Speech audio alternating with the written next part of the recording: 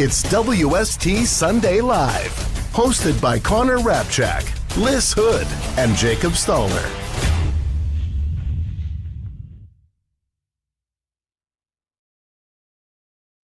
Good morning, everyone, and welcome into a Mother's Day game day edition of WST Sunday Live. My name is Hrabchak. Today, joined by Jacob Stoller from Sportsnet.ca.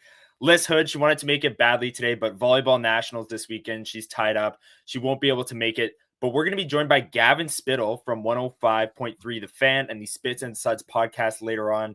Gavin's been on this program before. He's going to provide a great Stars perspective. But before we dive into all that, Jacob, how are you doing today? Doing good. Fired up for game 3. Fired up for game 3. And everyone in chat is fired up for game 3 as well.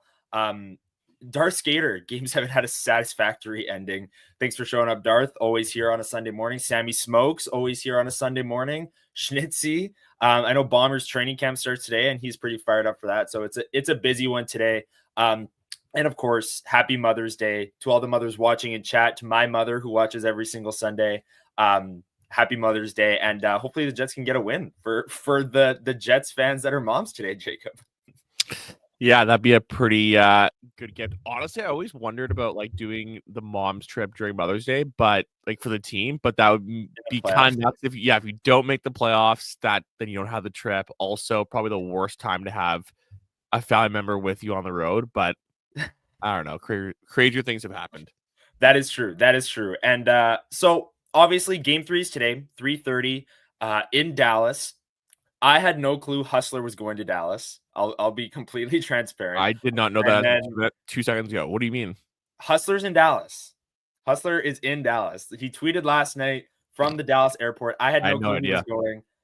I hope he has a great time. But the game is today, game 3. Series is tied 1-1. The bulk of today's episode, we're going to be talking about game 2 from Friday night, previewing game 3. And like I said, we'll have Gavin Spittle on at around 9:30 Central. And he will bring that Dallas Stars perspective and kind of show us what's going on there, because I don't know, no one else other than Mikko Rantanen has scored and they've taken so many penalties. So I want to see what the temperature is over there in Dallas. But Jacob, just initial thoughts on game 3. You and I were, as always, sitting next to each other in the press box. A pretty surgical performance from the Jets with the 4-0 win. Yeah, I mean, game 2 was, as you said, surgical, textbook, whatever you want to name it. That was the blueprint of what the Jets want to do to win games and have to if they're going to be successful. Yeah. I thought that, you mentioned how Mikko Rantanen is the only one that scored a goal in the series. Connor Hellebuyck is the reason for that. Like, Connor Hellebuyck is why Johnson hasn't gotten on the board, why Jason Robertson's been invisible, though that one might be a bit self-inflicted. I think that the Jet, like what you saw last night, was exactly what they've been striving to all year. It was the lines that they've, stuck to throughout the season. It was everyone being in their proper spots in the sense of, I follow, he's on the 4th line. You're getting really good surplus value there. Same with Tanev and Barron.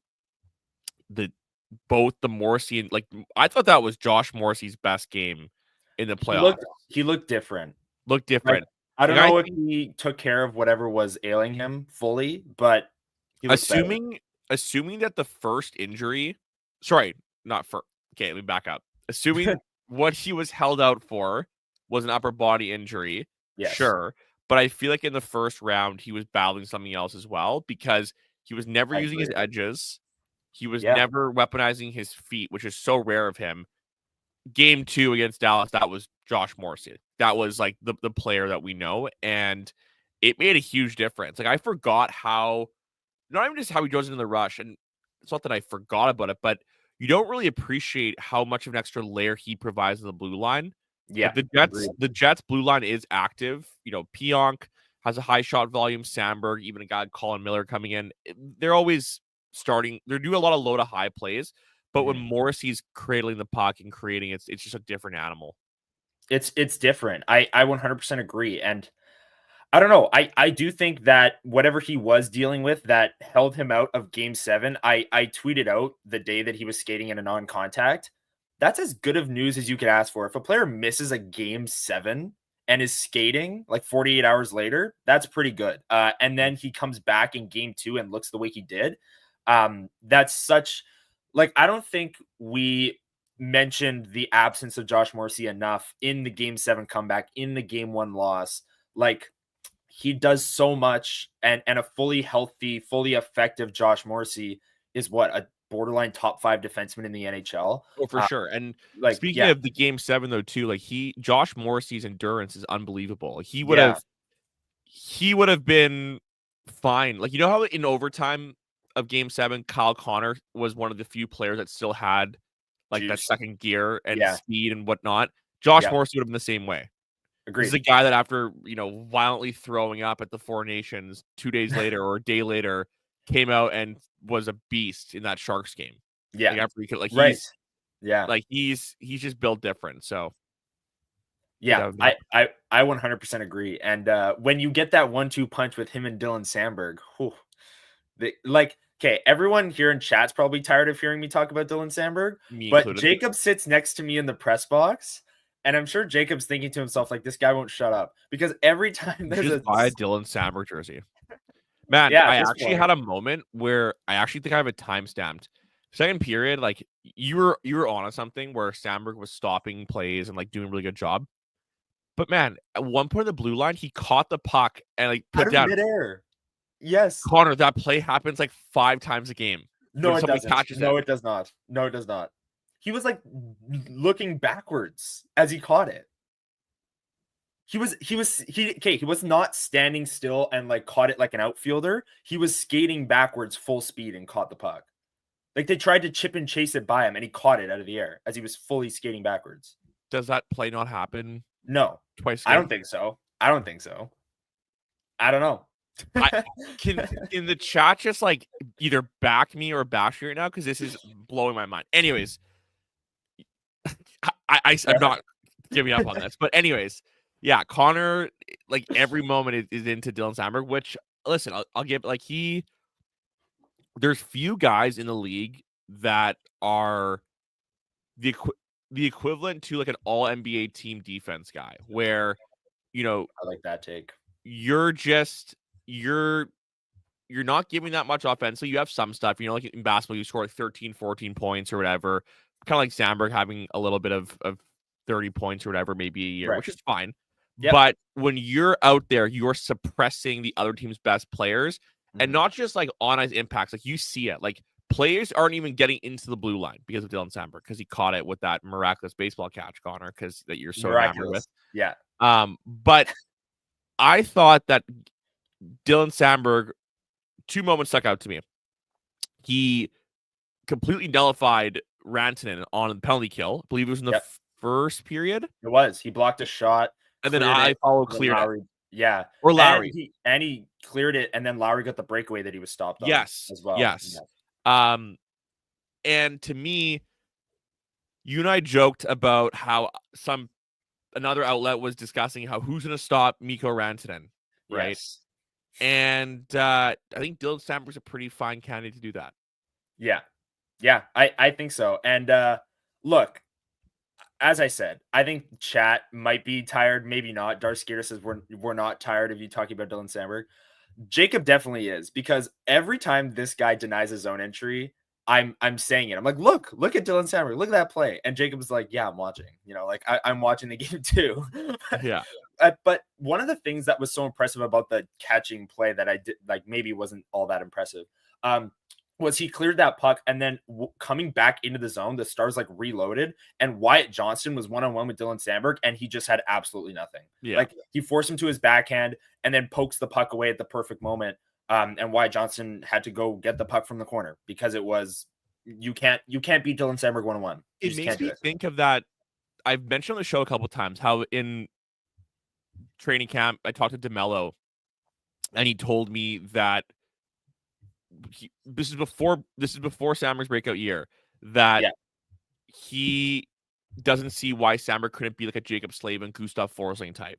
Yeah. And you're seeing it, like that's what's happened this year, because he is honestly one of the best one-on-one defenders in the league this year. Like, very few guys can kill plays the way he does. And speaking of Slavin, I remember at the Four Nations watching the way that Slavin was just absolutely terrorizing kind of skilled players in certain situations. And I don't mean that physically. I just mean every time they thought they had a little bit of time space, boom, gone. It's like when you're in gym class playing against the really tall kid that's just like obliterating you floor hockey. And like there's nothing you can do as skilled as you are. Yeah. Right? Yeah. Yeah. Been there. You're the tall kid? Relatable. No. The one losing. Yeah. Same. But I will say, media. Yes, this is why I won't stop talking about Dylan Samberg, is because of, you brought it up, Jacob. I was listening to some out-of-market outlets talk about game 1, and they were like enamored with like, how will the Winnipeg Jets stop Mikko Rantanen?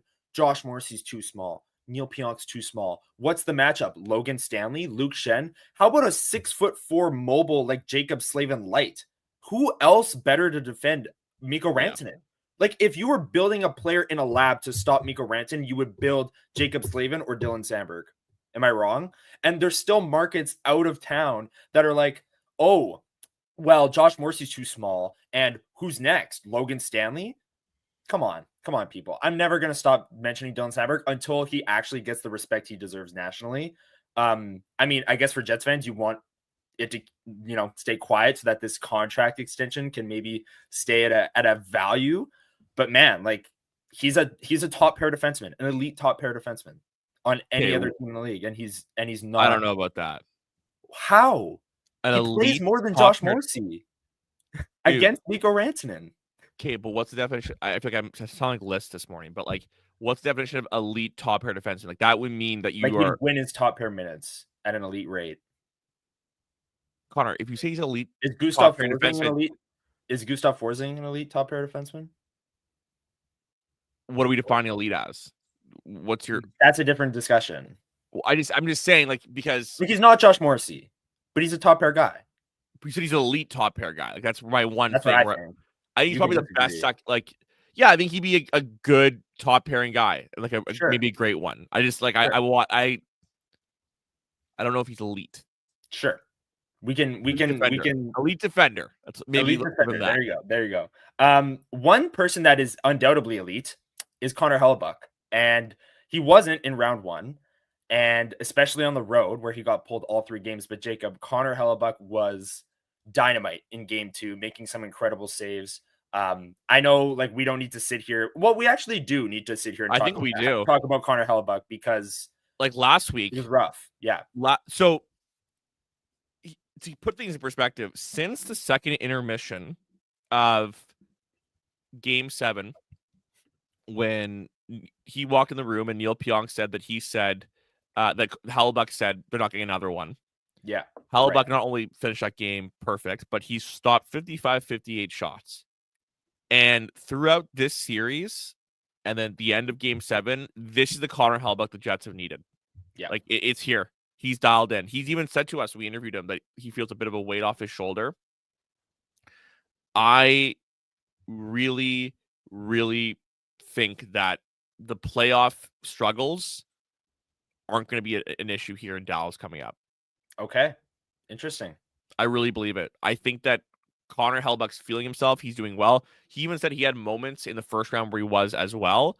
Mm-hmm. But I just think that momentum happens obviously in game, not game to game. But I think that when you're a goalie, it's mental and it compounds. And when he's feeling it, he's getting good and results are coming as well. I mean, I don't know. I think he's going to be just as solid, and this will be a low scoring game as well. Okay. Yeah. And, we talked going into game 1 that every series takes on its own like style or its own tone. Series against St. Louis was obviously just like, I'm going to punch everyone in the mouth, and whoever is like healthier and gets luckier at the end is going to win it. And that's what ended up happening. Well, the Jets weren't healthier, but They were clutch when they needed to be, right? This one, I think the style is going to be a lot less physical. I think you saw that with Scott Arniel going to Fleury Miller on the third pair, which we'll talk about next, Jacob. But another style of this series I think you're going to see is a goaltender's duel. I think you're going to see games where Jake Ottinger's the better goalie. You're going to see games like game 2 where Connor Hellebuyck just absolutely slams the door, and there's really nothing the Stars can do to beat him. And to be clear, I didn't mean that Hellebuyck's going to be perfect. I just meant that I don't think you're going to have like him getting pulled. Right. Yeah, like there's a line. Sorry, but yes. I agree with you, though, that I think Hustler talked about this as well in overtime of game 7, potentially being a turning point. For sure.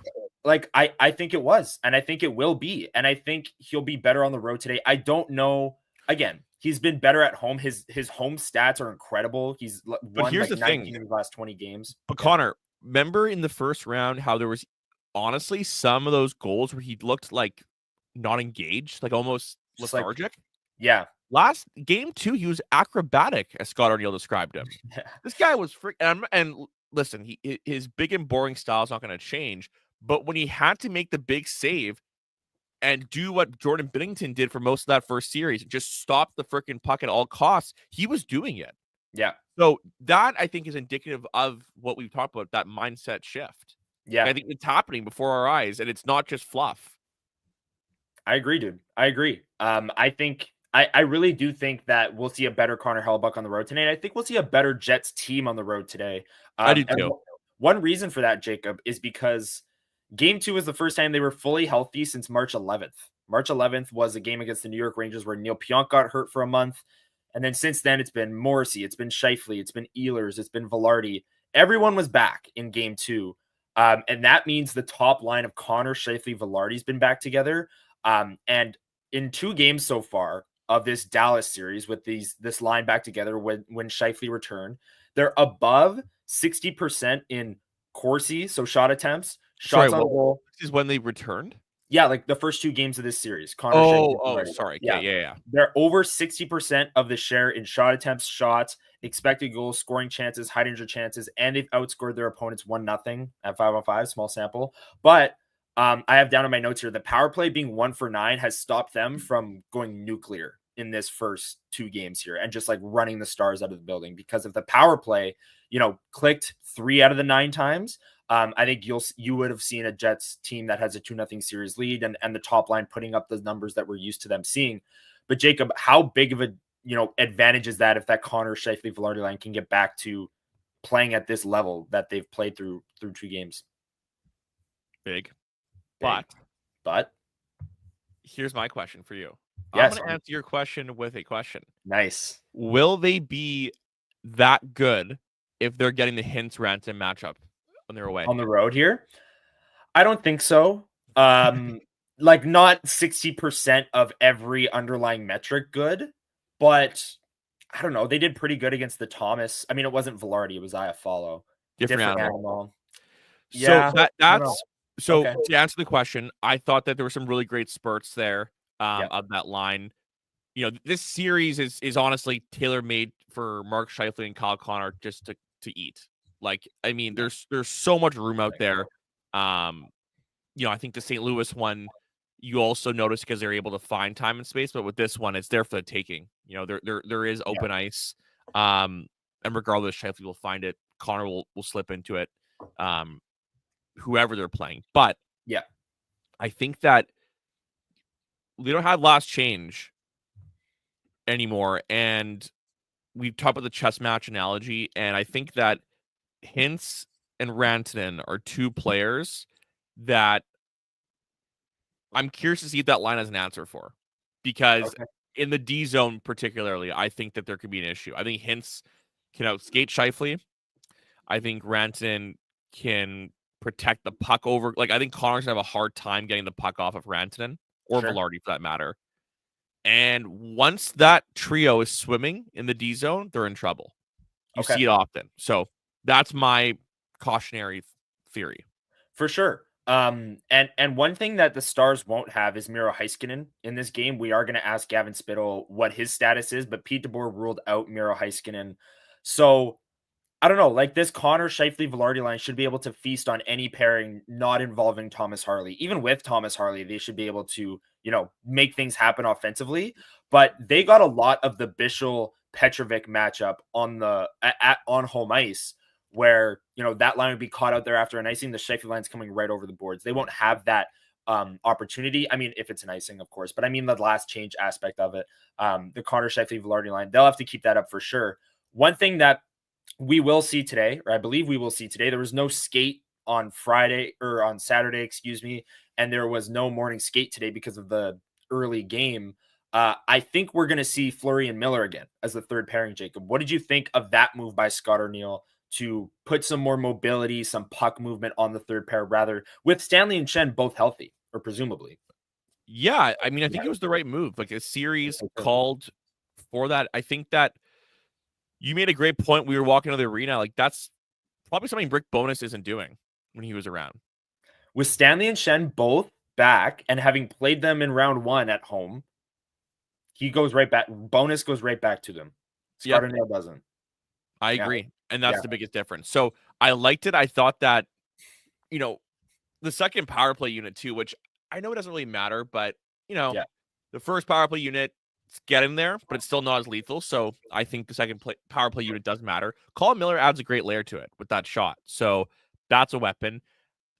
I thought Fleury honestly played really well. Like all things considered, this guy's playing in the playoffs as good as hockey as you could want for a number 6 defenseman. So that's encouraging. And I think that, the Stars went with Bichsel and Petrovic, like the two Bash brothers. Yeah. Whatever ball it led to them getting penalties and them just getting outworked. So the Jets countered with a pairing that can move the puck better and push the pace. And it won them the game. Every part of the matchup is a chess match.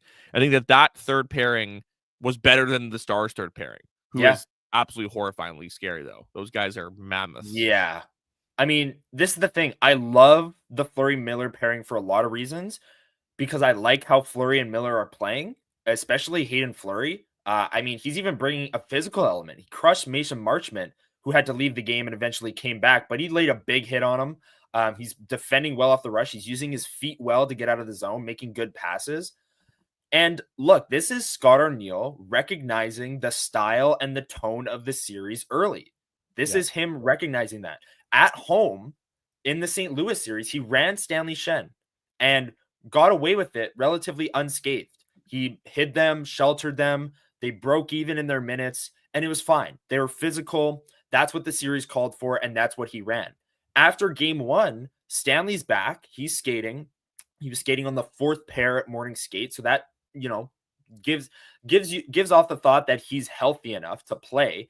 And then Luke Schenn presumably is healthy as well. And Scott Arniel doesn't just go right back to it because he did it in round 1. He says, okay, this series is much less physical. The Stars were 31st in the league during the regular season in hits thrown. Let's put 2 mobile puck movers on our blue line, on our third pair, add a little bit of offense, keep the puck on our stick, play offense instead of just, running through someone's face in the neutral zone. And I thought it was a very, very solid move. And I thought it paid dividends. I thought that third pair was great. And I think the Jets will go right back to it with confidence today on the road, even though they don't have the matchup. I think the template is there for how the Winnipeg Jets can now beat the Dallas Stars. It's game 2, and it's keeping the puck on their stick. It's getting the puck out of your zone quickly. It's not out hitting them or out physicaling them. I don't Stanley and Schenn playing them means that there is a chance somehow, especially when they double shift Ranson, that they can be played against Ranson, and that is going to be a grade A chance against, just guaranteed. There's no way around it. Ranson he can beat you in any way. He can carry the puck in and score off the rush. He can protect the puck off you and get it inside. You can't run that risk. How do we stop that guy, Jacob? Mikko Rantanen? I don't know. If only they had someone that's 6'4". Is there anyone that could maybe Not really. I don't know. I don't think so. The last thing I wanted to ask you about, Jacob, was just, we have Gavin Spittle, so make this quick, but just your thoughts on the series so far through 2 games going into today's game and where the Jets and Stars are at on each of their own sides of the ice. I think it's, I think the Stars, and we'll talk to Gavin about this, but I think the Stars have another level to get to. They've alluded to it a couple of times, but even just being in the building, I've seen it. I don't think that they are done by any. Not done. It's 1-1. I don't think we've seen their best yet. I'll put it that way. Like, this is a team that not even just on paper, but like on the ice, like there's moments where like this is, in the second period there of game 2, where there were stretches where the Jets kind of let up a bit, got a lot of chances against. That was the Stars pushing. And I think that we saw at some points in the regular season as well when they played them. Like when the Stars are going, like they are a hard team to beat because they have those 3 scoring lines that once one gets momentum, they can get another change in. It's like a whole other wave coming, and it's hard to contain. So absolutely. Yeah. And I agree with you. And let's talk to Gavin about it. Series is tied 1-1, shifting back to the American Airlines Center today in Dallas.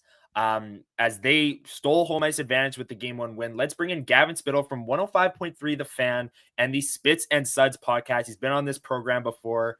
Everyone loved him when he was back during the regular season with this visit. Gavin, how are you doing today? I'm great. 18 degrees Celsius here in Dallas. We're ready for some hockey. I think we stole the weather from you because the high today is 32 degrees Celsius here in Winnipeg. Wow. And it is humid outside. I'll tell you that. That's baseball weather. Like Florida. Oh yeah. Yeah. Absolutely. It's a beautiful day. Happy Mother's Day to your moms and to all the moms up there in Winnipeg. Love it. Well, thank you so much for joining us.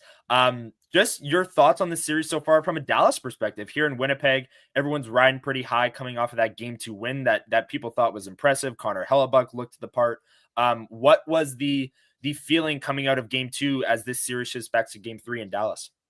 Well, I felt as though the Josh Morrissey return just made a massive impact. I think the other thing is that when you looked at the regular season tilts between Dallas and Winnipeg really exerted themselves and threw Dallas off their game. And I think they went back to that in game 2. One of the issues that I think hopefully Pete DeBoer will address today is I felt as though it was clear and free for the Winnipeg defense to leave their zone, whereas St. Louis in the previous series, made it a point to go into that deep forecheck.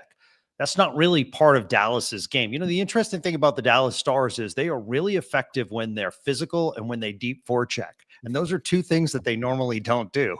Yeah. So they kind of have to change their game against what I feel is a bigger, heavier team like Winnipeg. They had to do it against Colorado, and they were effective. So I just think game 2 was kind of the blueprint for what they did in the regular season against Dallas.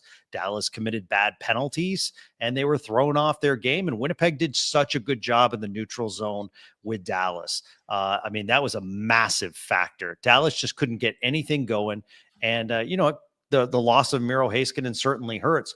But guys, when you have, I think it was 11 shots on net for your defensive core, and I think the rest of the forward group had 10 shots on net, that's a problem. Yeah. So we could talk about Mikko Rantanen only having 1 shot on net. Clearly, Winnipeg did a great job as far as shutting him down, checking him, being all over him. But where's Wyatt Johnston? Where's Matt Duchene? Where's Tyler Seguin? Where's Rope Hintz? There are other forwards on this team that need to step up. Yeah. Speaking of people that have stepped up, though, Mikko Rantanen, just this playoffs as a whole, what's it been like to see it up close? We know he's hitting the records and stuff, but I even still think nationally and globally, Rantanen somehow I don't think gets enough credit still just to how dominant he is. Yeah. Great point, Jacob. We have never seen this in Dallas Stars history. I was actually talking about this on the podcast, and it's fascinating because we had Mike Modano here.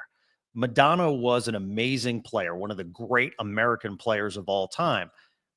Modano wouldn't take over a game like Mikko Rantanen. So Dallas has never really had that elite player. And now comes Mikko Rantanen, and it is so fun to watch. And the fact that you get 8 more years, it really has been a lift for this fan base. People are excited. People were worried at first, and I said, you have to understand the history of Mikko Rantanen just this year. He's played in 4 different systems. He played in Colorado, Team Finland, Carolina, and now Dallas. The guy doesn't have a home here in Dallas-Fort Worth yet. Allow him at least an off season and a training camp to get adjusted to this lifestyle. but what he did at the end of the Colorado series into the Winnipeg series, I think just quieted all of that. So one of the things that he's also been able to do is he frees up space on the Dallas power play because you have to account for him on the ice. So that has really kind of recharged the Dallas power play. And the other thing is that he was used to playing defensive minutes in Colorado. His average time on ice could be anywhere from 20 to 23 minutes. So he's double shifting. You guys have seen that in the series. So what they're trying to do is try to find the good matchup for Mikko Rantanen. So they'll throw him out there with the fourth line because Dallas doesn't have really a typical fourth line that you see in hockey. I mean, Sam Steele's quick. If they put in Colin Blackwell today, he's quick. So that Dallas fourth line is probably the equivalent of third lines for some, as far as they have a lot of scoring ability. So they're trying to throw Rantanen and try to get that perfect matchup, which now in Dallas, I think they can make some adjustments because they'll have the last matchup on the change. Yeah, and on Mikko Rantanen there, I mean, the stat that he has factored in on the last 12 goals for the Dallas Stars, which is an NHL playoff record, is incredible. Insane. And awesome. Yeah. But also at the same time, it's like someone else has got to score here. Yeah. Right? Like, who are you looking at as someone else to, break that incredible streak for Mikko Rantanen and factor into a goal without him being in it? Well, I certainly think that the next up is Roope Hintz on that line, because if Winnipeg is going to concentrate on Rantanen, Granlund and Roope Hintz have to get going. Yeah. I think the other thing is Duchesne, who's actually trying really hard in his two-way game, but we need the one-way game to show up as well. He's been terrific here in Dallas. I'm not trying to knock him, but Duchesne and Sagan, would be terrific. So I think one of the issues is that since January, Jamie Benn has not been Jamie Benn. And there's a lot of question marks around here. Jim Nill said, the general manager of the Dallas Stars, as long as I'm the general manager in Dallas, Jamie Benn will be here. Well, that's interesting because Jamie Benn's game has fallen off. Now, he just did have a child. Maybe that has to do with it. But, I mean, you look at his time on ice in that first game, it was just under 12 minutes. He's basically a fourth liner. And what goes away is face-off draws, which he's really good at, screens in front of the net, which they need to do against Hellebuyck. So a lot of those aspects kind of go away, and we've just seen kind of a deterioration. And unfortunately for Stars fans, it's the second year in a row, guys, because we saw this with Joe Pavelski last year. Yeah. Now here's the real question. Miro Heiskanen, give us the lowdown, what's going on, and better yet, maybe answer this part first. If he's back, will we see a Heiskanen-Harley pairing at certain points in games? Yeah, I think definitely that's a great question, Jacob, and you will see a Heiskanen-Harley pairing because I think they really like that second pairing of Cody Ceci and Esa Lindell. We knock Cody Ceci a lot, but I mean, the guy has just been terrific here in Dallas as far as it turned out to be a really good trade getting Mikael Granlund and Cody Ceci. They desperately needed it. Will we see a return? That's fascinating because Miro Heiskanen has been practicing with the team for 2+ weeks. I don't think they're letting on how bad the injury was. It's hockey, so it's old school. They don't really get into the details of the injury. To me, this is not a Dallas Stars thing. This is a medical issue thing, and they're not clearing him. So we might see him late in the series, but at the same time, me personally, I'm fine if he doesn't play. They've done a nice job without him, but at the same time, I care about the future years of Miro Heiskanen. I don't want him out there if anything could be risked. Yeah, that was a nasty knee injury. The Mark Stone play. So, and those can be tricky, right? With hockey players, you're using your knees a lot. That's saying the least. But yeah, Miro Heiskanen, what a weapon he would be if he returned at any point in this series for the Dallas Stars. One thing that, from an outsider's perspective, Gavin, I think the Dallas Stars are really, really struggling with is their discipline and taking penalties. And they're putting this Winnipeg power play to the test, which is 1 for 9 so far. So credit to the Stars for killing off those penalties. But here in Winnipeg, we're kind of waiting for that power play to reach the level that it was at in the regular season. From a Dallas perspective, has this penalty taking been a problem all season long? Is it something that's just popping up now? Is it something that they're aware of and looking to, shore up as we come into game 3 here? Where are they at with the penalty taking? It really escalated with the loss of Miro Heiskanen, Connor, and I believe in the second half of the year. The first half of the year, they were like 7th or 8th fewest as far as shorthanded minutes. And then they were either second to most or the most shorthanded minutes after January. Yeah. So there has definitely been a change. I don't mind tripping penalties in the corner.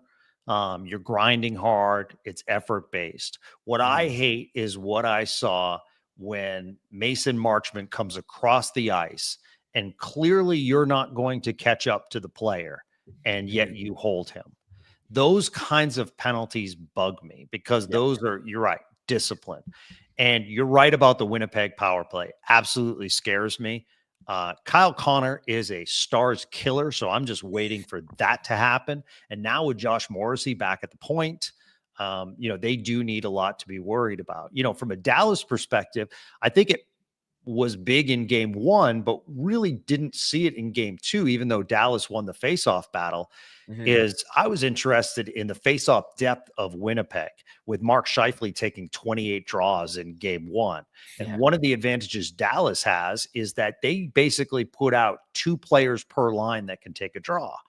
And so they're very effective. They're one of the better teams in the league with that. So I thought it was kind of a factor in game 1. Obviously, game 2 wasn't that big of a factor. Yeah. And Jacob, you want to? No, go ahead. Okay. One other thing I wanted to ask is one thing that we've talked about all year long with the Winnipeg Jets has been their ability to respond from a loss. And whether it's a bad loss, whether it's a close loss, the team flushes it and usually comes out and gives a strong effort, regardless of if they get the results or not in the next game. Coming off of this game 2 loss, how have the Dallas Stars been kind of prepped for this game all season long, and have they responded to losses well throughout the year? Yeah, they've been really good about back-to-back. Specifically, Jake Ottinger's been really good. Okay. Yeah. I give the Winnipeg fans total credit. And it's really interesting. In Dallas here, we were laughing in a good way as far as how smart Winnipeg fans are to do the Hellies backup chant. That was a beauty. That truly was a beauty. And Jake Ottinger hears it and he'll respond to it. I think Jake Ottinger has been terrific. He's been terrific in these playoffs. So, you can only do so much on puck deflections. And, but Hellebuyck responded. Listen, guys, Jake Ottinger is one of those guys. Connor, you and I have talked about this. He has a quiet demeanor, but he rises and gets motivated. The examples I use, he's from the Minnesota area. So anytime they play the Wild, he's fired up. Anytime they play the Bruins, because he went to Boston University, and anytime he plays Connor Hellebuyck, he is fired up. So it's a big thing for Jake Ottinger. So he responds. Pete DeBoer in back-to-back, his teams also respond really well. So I'm interested to see. The crowd will certainly have some Frosties underneath them. So it'll be it'll be a testy environment. I think this town is all about Dallas Stars right now. People might not think that this is a Cowboys town, but the Dallas Stars have taken this town over the last 3 years in many ways. So it'll be a packed barn. So it's really going to be interesting. I would like to see them come out with a lot of energy and really press Winnipeg. I just didn't think they did that in game 3. And you know what? I mean, let's be honest. When you take a double minor, into the game, that's really tough. You lose all momentum. Yeah. Well, that's the thing too. Like the Stars are 31st in hits this year. Yeah. Winnipeg's coming off a really physical series we've talked about. We see layers of physicality with the Bichel and Petrovic pairing, but as a whole, like, is there a physical club, at Dallas Arsenal? Is there a layer that we haven't seen yet, or is this kind of in line with most of the season? Yeah, Jacob, they have it. They just don't use it. You're right. They're just not a hitting team. And this is the way they've been built. And that was one of my concerns when the season started. In fact, they tried to become more physical by picking up Ilya Lyubushkin and Matt Dumba. Matt Dumba hasn't worked out, hasn't played in the playoffs. And I think Lyubushkin has been physical at times. He's a bigger body, but you're right. Petrovic and Bichsel have been the physicality for the Dallas Stars. That's why I'm interested to see if Colin Blackwell enters the lineup today, because although he's not a big guy, he's feisty in front of the net, also very good shorthanded. So I'm interested to see if he enters that fourth line mix, because the other thing is, in game 3, I thought Winnipeg owned the corners, and Colin Blackwell's really good as far as getting it out of the corners. So interested to see that as well. But you're right, they're not a physical team. So when they're very effective, but they just would rather stick check than put a body on somebody. And I think that's a problem. I think you really have to go after Winnipeg in their own end, because when Winnipeg, breaks out, they have been so effective against Dallas. Yeah. So we're chatting here with Gavin Spittle from 105.3 The Fan and the Spits and Suds podcast. Gavin, what's one thing that Jets fans should maybe watch for from a Dallas perspective today that you're, keeping a close eye on? Can the Dallas Stars improve in this area? And they'll need to if they win game 3. What's that area for you that Jets fans can maybe keep an eye on? Yeah, watch the penalty minutes. That's a big thing. We've talked about it, but watch the penalty minutes. If they can keep those down and don't commit needless, and likewise, they need some power play time. So that I would also watch for Thomas Harley. I think in game 2, the puck was kind of bouncing over his stick a little bit. He's playing a lot of minutes, guys. So, how is Thomas? This Dallas team overall looked pretty tired in game 2. So how are they going to respond in game 3?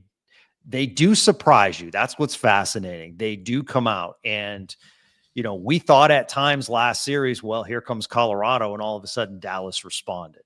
So the question is how much of a toll did Colorado take out of Dallas? And this is 2 years straight where Dallas has just faced a gauntlet, but I guess the gauntlet is the West. Whoever you play, whoever you play. Yeah. So I would look for, are there any lineup changes for Dallas? And they want their breakout speed to happen.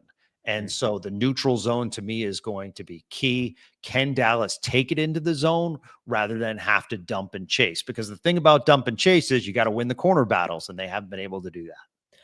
Yeah, and one thing I think on the note of dump and chase, the St. Louis Blues were very effective at that, because they would dump and chase and then crush whoever got the puck, like just absolutely run over Josh Morrissey, right? Yeah. The Stars haven't really done that. They haven't established that forecheck. And I think that's one thing that the Jets did really well in game 2, actually, was do that to the Stars and establish forecheck, maybe take advantage of a little bit of fatigue from Thomas Harley, who's playing like the most minutes in the NHL per game here in the playoffs. Gavin, this has been so much fun. Let people know where they can find the Spits and Suds podcast. I was on it previewing the series. Thank you once again for that chat. That was awesome. Yeah. And thank you for joining us here on WST Sunday Live. Yeah, Jacob, great to meet you. And yeah, absolutely. Spits and Suds. It's on the Odyssey app or wherever your podcasts are found, Apple, Spotify. And it's more than just Dallas Stars. Obviously, we do talk Stars, but we like to give a perspective. Like, for instance, tennis world champion John Isner is a big hockey fan. So we had him on the other day, nice. Talking Stars Winnipeg. So we just like to have fun, but also really get into the game within the game, not talk over people's heads. So it's a lot of fun. So I appreciate you guys having me on. Yeah, I always have an absolute blast. And, I'm always in for an appearance on the Spits and Suds podcast. It's always we will have you in. And boys, I don't suit up for everyone. So when I'm on Winnipeg Sports Talk, I got to get going. This is Best Dressed Award. Yeah. Well, enjoy the we got to do it. This is big time. I'm on in Winnipeg, baby. This is the playoffs. Prime time. That's right. You got to show up. Absolutely. Absolutely. Well, Gavin, take care. Enjoy the game today. And we'll catch up with you later in the series. Thanks, boys. Appreciate it. There it is, Gavin Spittle from 105.3 The Fan and the Spits and Suds podcast. We really appreciate him coming on and making the time here on a very busy Sunday, Mother's Day, early game. As you can see, you already saw him in the suit there. He's fired up. He's ready to go for today's game. Jacob, we have segments to get to. People have been waiting, and let's get right to it. This is Trending Up or trending down, a segment where we pick one player for the Winnipeg Jets who has trended up or down over the last week of play. We're going to focus entirely on the Dallas series, games 1 and 2 for this segment. And like I said, it is a clean slate. During the regular season, there were certain players we couldn't take 2 weeks in a row. This is the playoffs. Every single player is on the board. So hit the chat room and drop your picks for trending up or trending down. And while you're down there, make sure you hit the like button, hit the subscribe. We just passed 13,000 subscribers actually on YouTube, which is a very high number. So thank you everyone who's subscribed already. And if you're not, make sure you smash that subscribe button and the notification bell. Jacob, I'll let you go first for trending up. Coming off a win, a lot of players to choose from here. Who you got for trending up? Do I go with the easy one and Connor Hellebuyck? I'll take him if you don't. All right, well, let's go with Connor Hellebuyck. Of course he's trending up. He's right now playing the way he needs to play. We said it earlier in the show. This is if he plays at this level or close to, this is a team that can win the Stanley Cup. It's as simple as that. And he's demonstrating it right now. He can steal games. I think the Jets as a whole played excellent in game 2, but I still qualify a shutout in the playoffs as stealing a game. And Hellebuyck did that. I think he can lead them to the promised land if he plays this well. Yeah. Yeah, and a lot of people saying trending up Connor Hellebuyck. I believe we said him for trending down last week. So Connor Hellebuyck, games 1 and 2, big bounce back. It was trending down because our last show was a game 7 game day edition, and that was the turning point, was overtime in game 7. So yes, Connor Hellebuyck trending up. That's the obvious one. I would have taken it absolutely if you didn't. And Leslie Michnick says easiest trending up ever, Connor Hellebuyck for sure. I'm gonna take Nikolai Ehlers. Jacob, he had 2 goals. One was an empty netter. One went off of a defenseman's skate.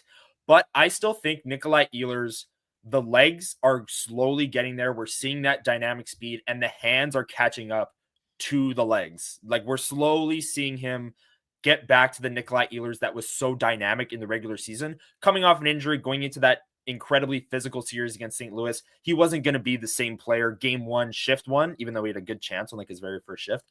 But I think Nikolai Ehlers has played great. And if the Jets, I brought up the Connor Scheifele-Velarde line and their stats in these first 2 games, if they can get that secondary scoring 2 from a Nikolai Ehlers, and they get this from Connor Hellebuyck, and they're fully healthy, like this is it, folks. This is the path to the Winnipeg Jets having playoff success. So I'm going to take Nikolai Ehlers for trending up. 2-goal performance in game 2. Look for him he needs to have a big game. That line does, especially without the matchups on the road. Bringing some secondary scoring at 5-on-5 as well. Jacob, trending down. Tougher coming off of a win, but who you got? I have someone, but I want to preface it with this is a segment that I have an interesting relationship with. I don't necessarily love the rules with it. Not a fan of the game, not trying to hit the player. But Cole Perfetti, I thought that wasn't as games 1 and 2. Games 1 and 2 solely. Yes. Mainly game 2. I don't know. I just thought that he wasn't like there's something about that second line for me still where I find that Ehlers and Nemesnikov and Perfetti are compatible with one another. Like they read off each other. And I still don't think Ehlers is on the same wavelength as them. Okay. I don't think the scissor cycles work in the ozone. And I think that whenever Ehlers is on Perfetti's line, just seems like the game that they need to play off the wall. And those types of reads that have worked really well when Ehlers wasn't in just doesn't happen. So in turn, I thought that Perfetti was a bit quieter. I hate this pick because, I mean, Perfetti's been great these playoffs. So he's the hero. He's the man from a miracle. No. As if I just did that, I'm a coward. But who do you have? No, but it's for games 1 and 2. Like that. We'll talk about game 7. We'll talk about game 7 later in this episode because we haven't gone live since game 7. And I feel like we need to talk about it. So we'll talk about it after the one burning question segment coming up here. But Cole Perfetti trending down. My pick for trending down, you're not going to like it, Jacob. It's Morgan Barron. The Jets' fourth line. I contemplated that too. The Jets' fourth line on home ice with the matchup against like a Bichel and Petrovic third pairing. They were good. They were fine, but like I think that should be a big advantage. And I don't think it was. I don't think the fourth line really got to the forecheck and asserted their dominance. Brandon Tanev was another guy on my list. If you took Morgan Barron, I was going to take Tanev. Like, again, this series isn't as physical. Brandon Tanev still brings that energetic physical style. But I just don't think that line is spending enough time in the ozone, dominating their shifts like they can, because that's an incredible fourth line. Tanev, Barron, Iafallo. That's a really, really solid fourth line. If you have Alex Iafallo, I've said this before, if you have Alex Iafallo on your fourth line, you're a pretty damn good hockey team. And look, I'm pinning it on Morgan Barron, but you could really pick any of those three players in my opinion, because at home with the matchup, you want that fourth line to go out there and just kind of wear down your opponent. And I didn't see them do that in either of the first two games. So I'm going to take Morgan Barron. Could have taken the entire fourth line, I guess. But I will say, just to counter one thing. Sure. Lowry's goal was set up because of that fourth line forecheck. 100%. One thing I'll say. But I will agree with you on the overall premise. So I just want to say that as a disclaimer, because I think people are going to come out and chat and say that. But another thing too, Morgan Barron hasn't been skating as much with the puck up the middle. Yeah, and there's so much open real estate now compared to St. Louis. It was funny. He was able to do that in a series like St. Louis where there was no room.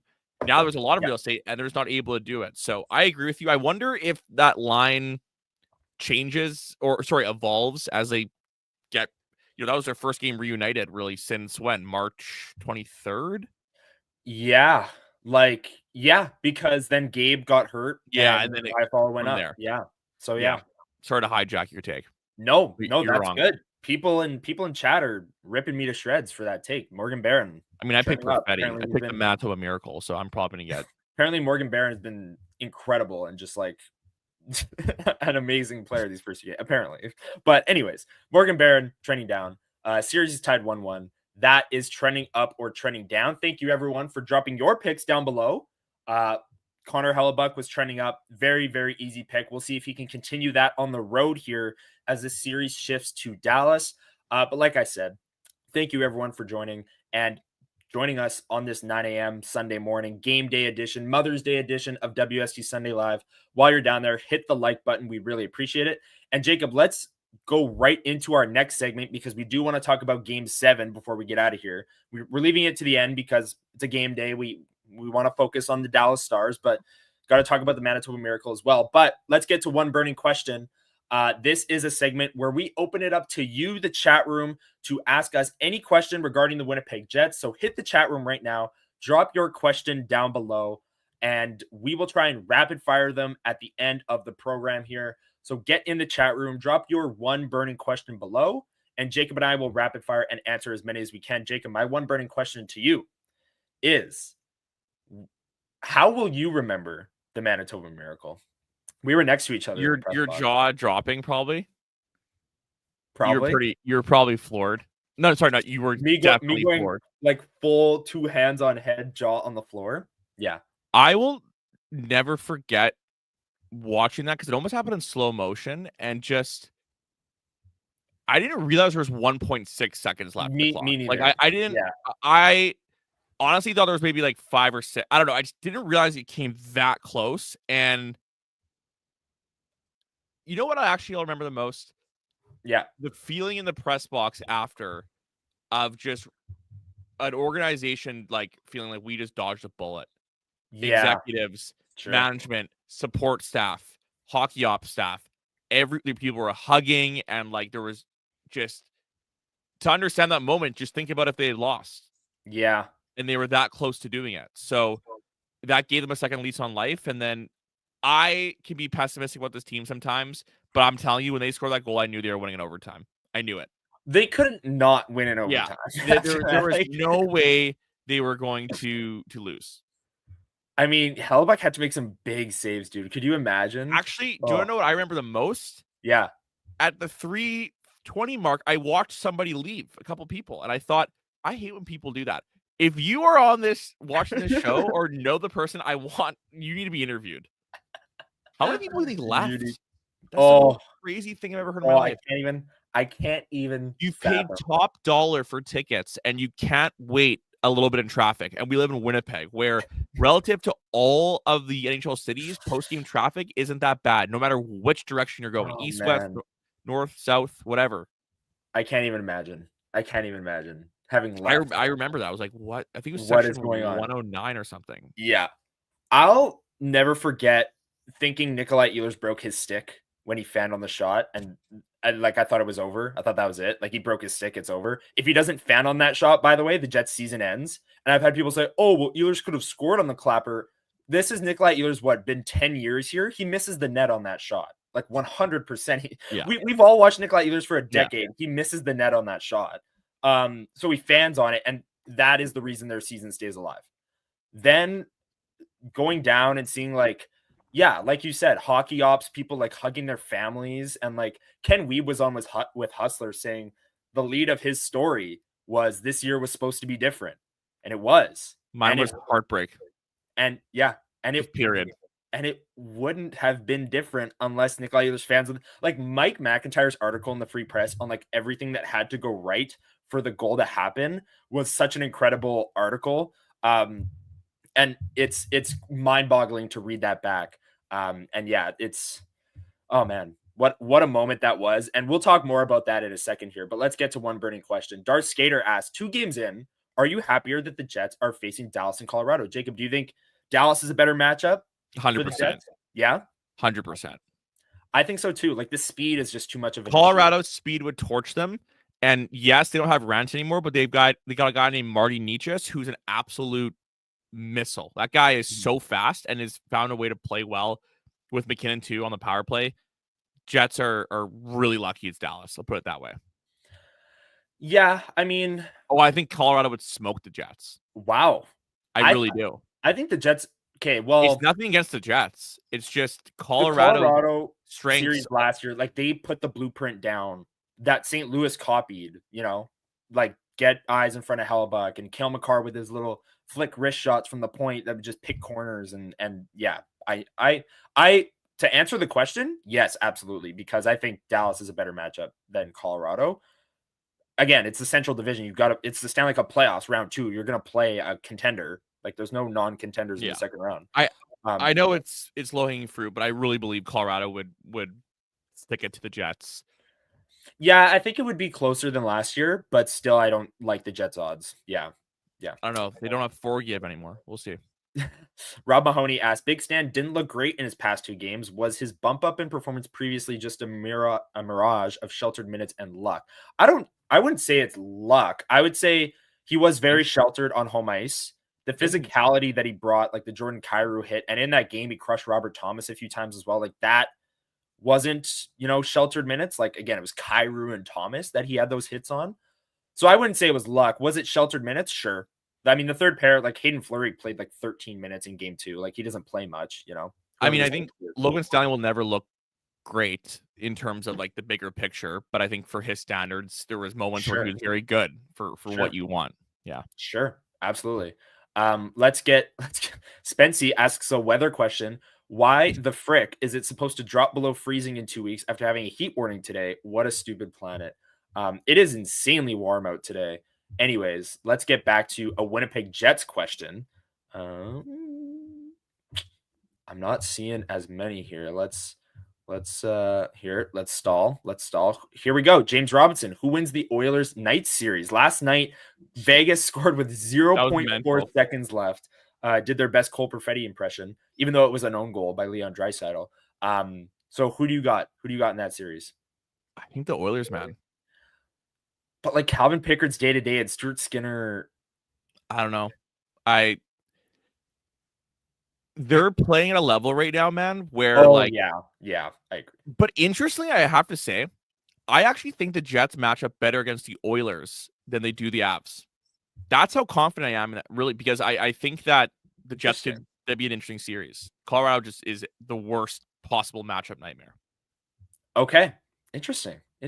Basically, go back to the last one. Was that a question or just a No. It was up until today. My takes have been good. Today, not so much. Sweet, love that. Not a question. I'm in playoff form. I'm in playoff form, folks. I feel like my takes are usually hotter. Which version of hell you'd be the good one? Here's a good question from Mary Jane. Which version of Connor Hellebuyck will we be getting in Game 3 today? The good one. The good one. Okay. Well, no, it's a valid question. No, it is. I just meant my answer sucked. I don't know. Like, I think he'll be sharp. I think he'll be dialed. Okay. Nice. Okay. Interesting. Yeah, I mean, people are talking about that Oilers series. The Oilers do look like they're on a mission right now. Like, I just don't think they're gonna lose.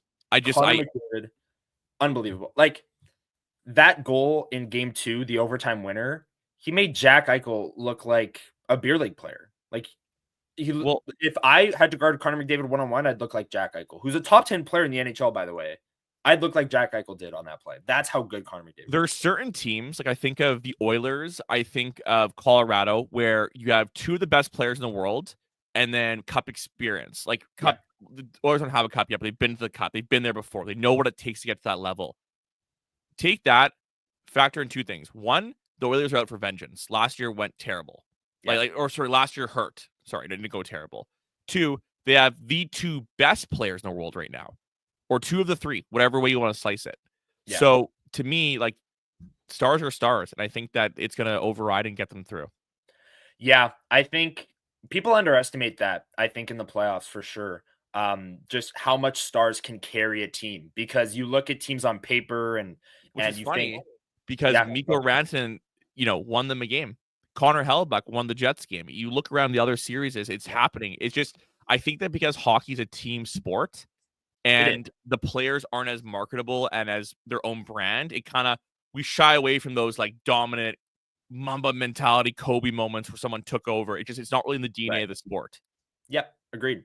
I mean, the closest we got, which I still sat there with my jaw on the floor, third period of game 1 between Edmonton and LA, where they were down 5 goals and Connor McDavid set up like 4 tap-ins and the game went to, the game didn't go to overtime. LA won it with 30 seconds left. But I was like, what is going on? I don't mean to be Edmonton or Vegas sports talk right now, but one last thing I will say about this series, which I've enjoyed, is like, how is Connor McDavid's speed is crazy, right? But look at Nikolai Ehlers. He's got crazy speed, but it's what you do. Like there's certain moments where he's not, it's not always a goal, right? Right. David's faster. And the way he thinks the game, like he is dissecting one of the best defensive teams in the league. And it seems like everyone else is in slow motion. You mentioned the tap-ins, like the Kings were excellent defensively all year. Vegas, that's a hard team to play against. Those big mobile rangy D, like that's a hard, and he's just like picking them apart at every little hole. And scary to watch. Crazy. Yeah, scary to watch. And his normal speed is like Nikolai Ehlers' fastest speed. It's ridiculous. Like I could talk for hours about Connor McDavid and how good he is, because I don't know, like we're witnessing the most talented hockey player of all time, in my 100% opinion, skill-wise, for in sure. real time, and not enough people talk about that. For sure. So Adam Douglas, great question here. What do you think that performance by Hellebuyck does for the rest of the team? They were probably also waiting for that. I think it makes them squeeze their stick a lot less. I think that whether they would admit it or not, there is a huge psychological factor to having Connor Hellebuyck, a dialed Connor Hellebuyck between the pipes, right? And I think that if you're the Jets, this team is not just about Connor Hellebuyck, but for this team to reach its ceiling, Connor Hellebuyck has to be a big part of it. And they know that. Everyone in that room knows that. Hellebuyck has convinced them that they are able to win. So when he's playing the way he's playing, everyone just breathes a little bit more. I think in the St. Louis series, there were some nerves. Yeah, and I think also the way they won Game 7 and the fact that they finally won a round was a big pressure point for this team, obviously, was to win a round. And the way that they won it, which was almost like just so unbelievable how they did it, I just feel like the pressure completely is off. Connor Hellebuyck, he said it himself. He feels like the pressure, the weight of the world is off his shoulders. I think the whole team, in Game 2 especially, I think it all loops in, because Scott O'Neill after Game 1 said, we thought we didn't have as much time as we did. And I thought in Game 2, you saw the Winnipeg Jets take their time with a lot of plays. Like in Game 1, they thought they were getting whacked like the St. Louis series, but they had more time to make plays. Game 2, I thought you saw that. And I think that contributes to the playing loose, playing free, playing their style of game that the Winnipeg Jets can do, is taking their time to make plays, dominating puck possession, establishing the forecheck on Dallas's bottom 3 defensemen who aren't very good at breaking the puck out of the zone, like we heard from Gavin Spittle. So I think it all is a big, all of it contributes to this team playing loose, playing pressure free. Is there pressure? Absolutely. It's the second round of the Stanley Cup playoffs. But the way that they won in round one is almost so improbable that it's like you're playing with house money now. It's like we don't even know why or how we're here, but we are. So let's go out and play our game. C-Mac asks, how much would the Jets exercise demons of series past by playing and beating the Oilers in the conference final? Obviously, they've only played the one time in the bubble when they swept them, but it's the 1.0. It's this generation. It's the 1.0. Yeah, it's the 1.0. So for Jets fans, I think it would be, what's the word I'm looking for? I was saying this to my buddy, shout out to my buddy Adam the other day at the bar, that I think our generation, Connor, hates the Leafs more because really? Hear me out. Okay. I'm here for it. I think that our generation hates the Leafs more because growing up, it's all you heard on TSN. It's become this, Leafs, you know, like all you'd hear every morning when you watch SportsCenter and whatnot. And Austin Matthews, like, left skate was untied, and it was like the first. Right. So, you're Winnipeg. The city doesn't get as much airtime. That is frustrating. With social media now too, there's this kind of, there's this different kind of, seems like, back and forth between the two fan bases. Edmonton, though, is what I would classify as, the 80s and 90s people that were fans before, because every single year of the Smythe division, the Oilers would take their lunch money. So that's my take of it. But I think that I don't know if this core would be exercising any demons with it, but I think it's more of a city thing for that generation. Yeah. I'm 100% with you. I know my dad for sure has a hatred for the Oilers because of how good they were and how many times they bounced the Jets back in the day. I don't know, like the Leafs, it's interesting.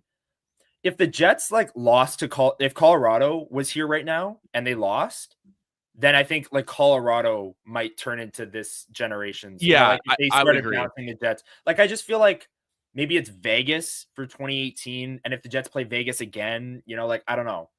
I feel like you have to play in the playoffs. You gotta have a history of a series for this to be a thing, and I don't know if the Jets are there. If they lost to Colorado again this year, it'd be next year would be just 82 games of what does this mean for them to beat Colorado? Right, exactly. Sucked. I was very glad that they won for that reason. That they won. I'd agree too. I was like, if they win the President's Trophy and can't even win a round, what are we doing here? You know what? I'll say it too. I'm glad that they won. I think that the city deserves it. I think this organization has done a lot of right steps, and I think that people, even the ones online that hate to admit it, people are noticing. And I think that it would have been a shame for them to lose in that fashion. And I think the city needed a Manitoba miracle moment. We as a city are, kind of made for those situations where a moment like that happens and the roof is blown off and the whole sporting world takes notice and it reinvents the wheel of wow, this is the craziest fan base in the world. And I think that, if that goal doesn't happen, man, what does the season ticket base look like next year? What does game 2 or 3 look like? And I'm not saying it's catastrophic. I'm saying I don't think it's as much better as it was this year, and it needed to be. That's all I'm saying. Sure. It's the butterfly effect when we look 7 years from now on the Cole perfect that, how much that changed the franchise. Oh my God. It's going to be wild. Oh yeah.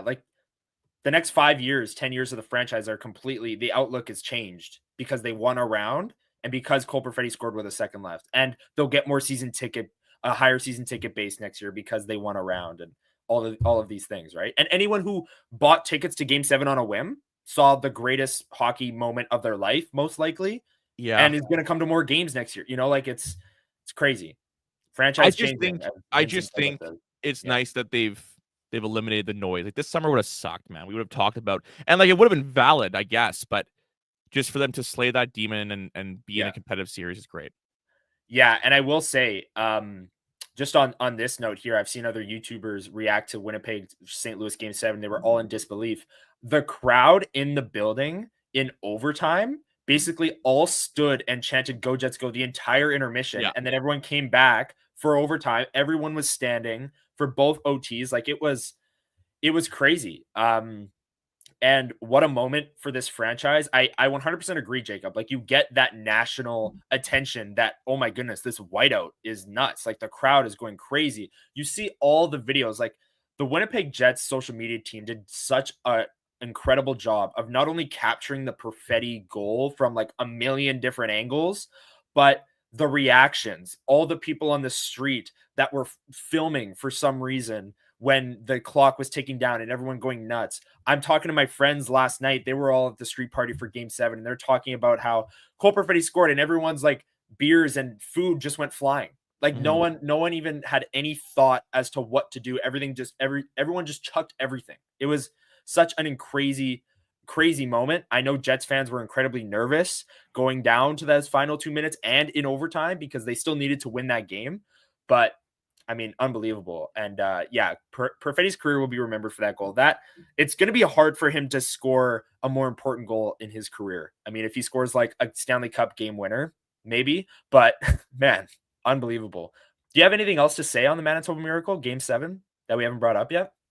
I think that this too, by the way, the TV does not do the whiteout justice. If you're in the building, you're like your head is ringing when you get home. Like it's. I just think that I've never been honestly so shocked, like in my life, like experiencing like seeing, like did that actually just happen? Like I'll never forget. It was you, me, Michael Remus, Dave Manuk, and we were just like, what the F just happened? Yeah. Like, even when overtime was starting, I was like, I can't wrap my head around that. It's crazy. Yeah. It truly was an unbelievable experience. And like, I think even if like it was any other team and against any other opponent, any other situation, like it would have been crazy to see that happen. But the fact it was this city is pretty awesome. And this city, and look, this like team, this core. Yeah. And on this city part of it, I mean, like you saw people show up in mid-March for a Buffalo Sabres afternoon game and predict that the Jets will be gone in 5 years. And then you see a Game 7 where the Jets have this miraculous comeback and there's 15,000 people inside and like 7,000 outside, all dressed in white, all going nuts. How many tens and hundreds of thousands of people in Winnipeg watching at home, watch parties across the city?